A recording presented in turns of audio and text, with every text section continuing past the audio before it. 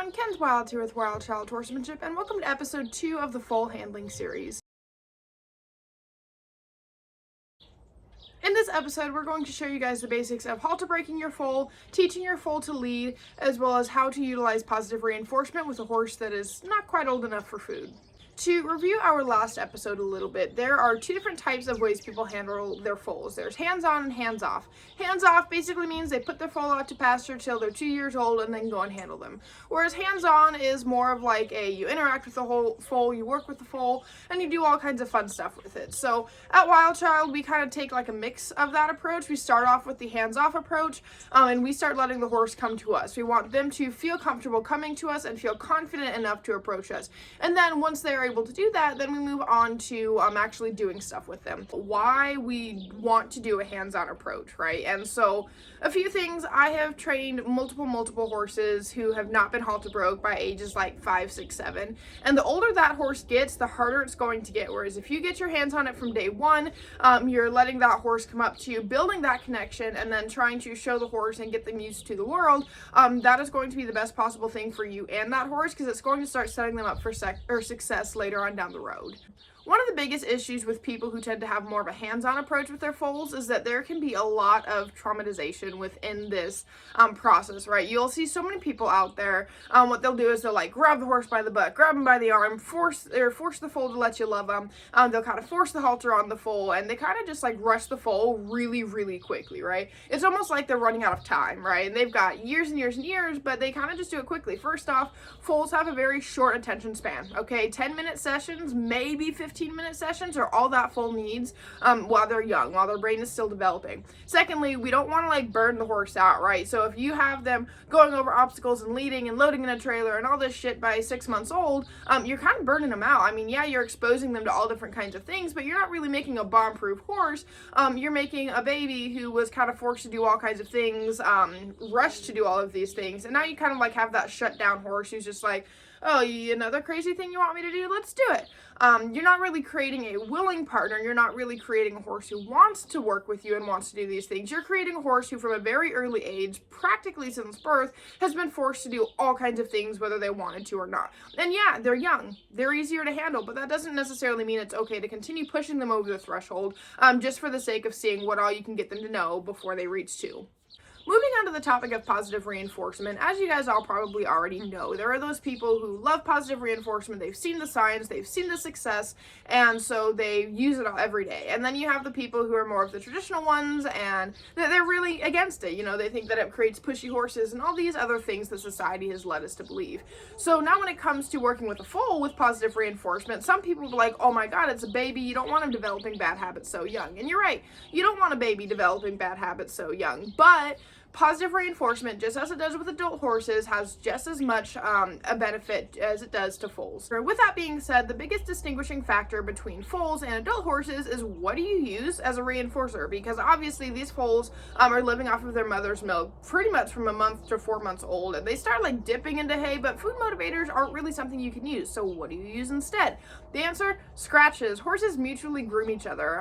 You know, they scratch each other, they help each other with their itches and stuff, and so all of that is ways that you can also help to reinforce that foal, right? You can scratch them in areas that they can't necessarily scratch themselves, such as the withers, under the neck. There's a lot of different ways that we can provide reinforcement to foals when food isn't necessarily a big motivator to them at this point in time. And scratches are a great way to do that. This precious filly Chaos is going to be the main horse featured within this series. In our last episode with Chaos, we started to establish that connection and get her comfortable with our presence by sitting in the pen with her, laying with her, and by the end of the video, you guys could actually see that through the several weeks that video was filmed, Chaos actually started approaching us. She started laying down next to us, all as a way to just be like, hey, I love you. I've always had pleasurable experiences with you as a human. So, without a doubt, let's go get started. So right about here, you'll notice that I just kneeled down, and what I'm doing is I'm trying to establish that connection. I want Chaos to approach me and to come to me before we begin the session. I don't want to go up to her and just tell her, hey, it's time to work. I want her to come to me and decide that she wants to work with me and want to interact in whatever manner we decide to do so. You'll see right about here, she starts to approach me, and so I'm just going to let her do that. And when she comes up to me, I'm going to reach out, I'm going to pet her head, and then I'm going to start to reinforce that behavior by giving her lots of scratches. You can see that I'm scratching her withers, scratching her neck, because this is a spot that I have found Chaos loves to be scratched. It's her withers, her neck, just all over. So I'm going to continue to reinforce her and show her that she came up to me, that was the right answer, and give her lots of love and attention for that. Now I'm going to have this halter, and as I show her the halter and let her investigate it, I'm going to continue to give her wither scratches as a way to reinforce her just looking at the halter. After she investigates it for a little bit, I'm going to remove that pressure by taking the halter away from her. So next things, I'm going to start putting that halter over her nose. You can actually see that she kind of just shoves her nose in the halter herself. I don't really have to do much. She just shoves it in there. And what I'm doing here, you'll see in a moment that I start reinforcing now that that halter is around her nose. And then I take it away, remove that pressure, and continue to reinforce. The goal here is just to be able to halter her pretty stress-free. And you can see here that she's not really afraid of the halter. I'm starting to increase the criteria. And now you'll see that I'm putting that halter around the neck, and then I'm reinforcing and removing that halter yet again. I'm going to increase the criteria the more and more that I go, eventually get to the point where I can do up that halter. And as you can see, this is really an easy process. Some horses do not halter this easily because she has had such a lot of human interaction and a lot of choice in her training from day one. I'm sure that that is definitely playing a huge factor to the point where she pretty much just let me come in here and put the halter on. You can see here that she's trying to get me to scratch her a little bit more as I try and do it up. So I'm going to do it up, give her whatever scratches I kind of can, and then we're going to move on now that she pretty much let me just halter her up. Now that the halter is on, I'm going to walk away and let Chaos come to me yet again. You'll see that this is something I repeat continuously throughout Chaos's sessions because I still want her to be willing, right? I want her to want to be in these sessions with me. I want her to want to approach me, and I want her to want to be involved. If she doesn't want to be involved, if she's not happy and comfortable, then I'm not happy and comfortable. Again, she's young. You know, the more positive connections I can establish at this age, the better she's going to be long term. After a few more butt scratches, I'm going to end the session and call it a win because Chaos did really, really well. Moving on to the next session, you'll see yet again I'm kneeling down and waiting for Chaos to come to me before we actually start working on anything because I want to just make sure that that connection has still been established. I give her lots of love, lots of reinforcement for coming up to me and just to show her that she's doing a really good job. You'll see that just like the first time around, Chaos is pretty comfortable with me just putting the halter on her. I still break it down into steps by putting the noseband on and then bringing the cheek piece around and connecting it, but overall she's still very comfortable with it. Moving on, I'm going to connect the lead rope. So I talk about this a little bit later in the video, but it is very important to remember that a foal's body is very, very, very fragile, so you do not want to apply a lot of pressure at all. You'll see right here I've got just the slightest amount of pressure on that halter, and I'm waiting for Chaos to take a step forward. There's two different methods I'm going to be showing you. It's going to be this one and another one, but you'll see here that I'm kind of just waiting. I don't want to increase the pressure. I don't want to do much. I just want her to take a single step forward. Now she's going to do one of two things. Either she's going to take that step forward or she's going to take a step backwards, in which I'm going to move on to the next session. The only reason I'm starting with this right now is because this is eventually how I'm going to get her to lead. So it's just a small little way that I can start setting her up for success. You'll see that she starts to pull away, and so I let her pull away, and then I'm going to come up to her, reinforce that behavior, because even though I don't want her to pull away, I want to show her that she's still doing a very good job. I don't want her in any way, shape, or form to feel like I'm pressuring her or pushing her too far, and she gave it her best shot. You know, she tried, she didn't understand, and that's okay. The next method of teaching a horse to lead is having that rope around the butt. Some people will also have a rope around the neck as well. Personally, I like to just use my hand because that's one more thing that the horse can get tangled up in if things go wrong. So you'll see right about here, I'm essentially just applying pressure with that rope around the butt and trying to encourage her to walk forward. We're also going to change direction. We're going to do some figure eights, and this is all just a way to kind of give her a little bit of direction, you know, have her follow me a little bit more. I'm going to reinforce as I do this just to continue showing her that she is doing a good job, and I'm proud of her. But I just want to start to kind of get her used to the topic of pressure and release as well. Obviously, I do a lot of things with positive reinforcement, but it's super important for her to also know how to give to pressure as well. And so I'm just going to apply that pressure, walk her around, and we're just going to keep doing this until she gets a little bit better at responding to that pressure. You'll see right about here I get a little bit ballsy and see if she'll let me pick up her leg, and which she absolutely does, so I'm very proud of her for that. In a later episode, I will walk you guys through the process of teaching your foal how to pick up all 4 feet. I was kind of just getting a little bit curious to see if she'd even let me touch her legs, which she did, but definitely stay tuned because we'll show a lot more about that in later episodes. You'll see here I back up yet again. The lead rope is now no longer attached because I want to make sure that connection is still here. She still comes up to me. I give her lots of attention and reinforce her for still coming up to me and loving me. You'll see again, I back up a few more steps and I'm going to ask her to come to me another time, and I'm just going to wait. If she chooses not to come to me, that's okay. Chaos is a very, very friendly foal. Right here, she starts coming up to me a little bit more, and again, I'm going to reinforce that, give her lots of love and attention. We had yet another super successful session with baby Chaos, so I'm going to give her some butt scratches and we're going to call it a day. Moving on to another session, I'm going to start just how I have with all the others, leaning down, letting her come up to me and tell me she's ready to start training.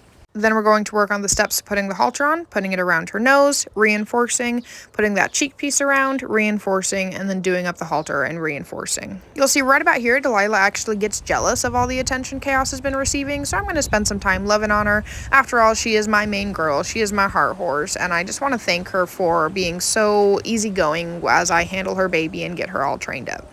Yet again, I wait for Chaos to approach, and when she does, I'm going to attach that lead rope and we're going to move on to the next step. As I begin with the first method of teaching a foal to lead, you'll see that just the slightest amount of pressure and Chaos actually comes to me this time. So I'm very, very proud of that. I'm going to reinforce that behavior as she did really, really good. So you'll see again, I'm going to back up a little bit. I'm going to apply just the slightest amount of pressure with that lead rope and wait for her to kind of come. So you'll see that she's kind of throwing her head a little bit. She's kind of protesting. She even goes to step towards to the side. And I'm just going to be a little bit persistent and waiting for her to take that step towards me, right? Now, if she does decide that she's going to walk off and she gets a little bit more nervous about this, I'm just going to let her do it because I want her to feel comfortable doing this. I don't want her to feel like she has to. You'll see right here, though, she gives me that step forward, and I'm going to give her another reinforcer, give her lots of love and attention because she is doing absolutely phenomenal with that first method that she kind of had a little bit of issues with at the beginning. Now that we have made a little bit of progress in the first method, I'm going to return to the butt rope and work on leading her around the pen again. You'll see here that we start doing some figure eights. Miss Delilah is following us every step of the way, keeping a careful watch over her baby. As I said, Delilah is like my heart horse. I have had her for 6 years, and she's a very sweet, very willing, very friendly girl. And if you want to hear more about her story, I've got a book out there called Beneath the Surface, a memoir. It's a memoir of my teen years, and it goes all into the backstory of Delilah and how she made me the horse trainer I am today. One last time, I want to check and make sure that that connection is still established. I'm going to back up, wait for Chaos to approach me, and when she does, I'm going to give her lots of love and attention and reinforce that behavior. Within those few clips, you could see that Chaos had become a lot more social than where we left off in the last video. And this is mainly because we literally spent the month and a half of her life just letting her get used to us, letting her willingly approach us, and establishing that connection as I discussed. With that, it made it really easy to kind of just put the halter on her because she's like, oh my god, I love you guys. Anyway, now we're going to move on to the topic of leading. Horses are very fragile, especially this young in life. And so because of that, you can't necessarily take on to traditional practices of teaching a horse to lead. You can't necessarily pull on that rope and wait for them to give to pressure. Because if you do this and, let's say they decide to fight you or they rear over and flip over backwards, they're super fragile. So doing stuff like this, if they try to argue with that, they could very easily snap their necks. And again, we want to kind of go to the positive reinforcement approach, but we're not really fighting with the horse, whether they're a foal or an adult horse. We want to teach them to leading in a stress-free way as possible. Again, going back to Lima, least intrusive, minimally aversive, the least stressful we can make the training, the better it's going to be for both the horse, you, and overall for everybody. So just remember that when you are teaching a foal to lead, you are being very gentle, very cautious, and you're not applying too much pressure anywhere on the horse because they are very fragile, and the last thing we want to do is hurt them in a way that could potentially be fatal. So that sums up episode 2 of the foal handling series. If you guys have any questions, comments, or concerns, don't hesitate to reach out to us. Check us out on Facebook, Instagram, our podcast available wherever you listen to podcasts, our YouTube, our merchandise. We've got lots of stuff out there, and you can find the links to all of that on our website. So stay strong, stay true, stay wild, and we'll see y'all next time.